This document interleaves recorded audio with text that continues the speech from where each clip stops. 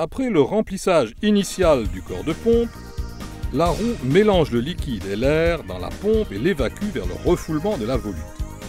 L'air est alors séparé du liquide qui, lui, par gravité, reviendra dans le fond du corps de pompe. Le liquide entourant la roue recircule à l'intérieur du corps de pompe, produisant une zone de basse pression à hauteur de l'œil de la roue. Cette différence de pression attire le liquide à pomper dans la tuyauterie d'aspiration. Cette opération s'effectue sans système d'amorçage annexe ou clapet de pied, occasionnant pour l'opérateur un surplus de maintenance et de réparation. Une vanne de chasse d'air et un clapet anti-retour de refoulement s'avèrent nécessaires lorsqu'il y a une hauteur géométrique de refoulement substantielle. Cette vanne de chasse d'air devra être montée entre la bride de refoulement et le clapet anti-retour.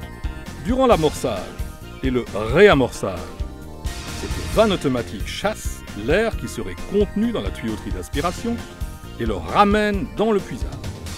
Lorsque le liquide atteint la tuyauterie de refoulement, la vanne de chasse d'air se remplit de liquide. À ce moment, la pompe monte en pression et la vanne de chasse d'air se fermera automatiquement sous la contrainte de son ressort.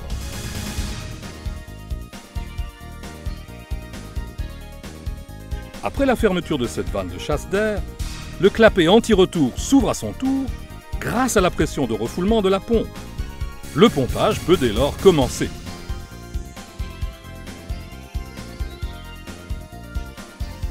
Lorsque la pompe s'arrête, le clapet anti-retour retient le liquide dans la colonne de refoulement et la vanne de chasse d'air s'ouvre dans l'attente d'un amorçage ultérieur.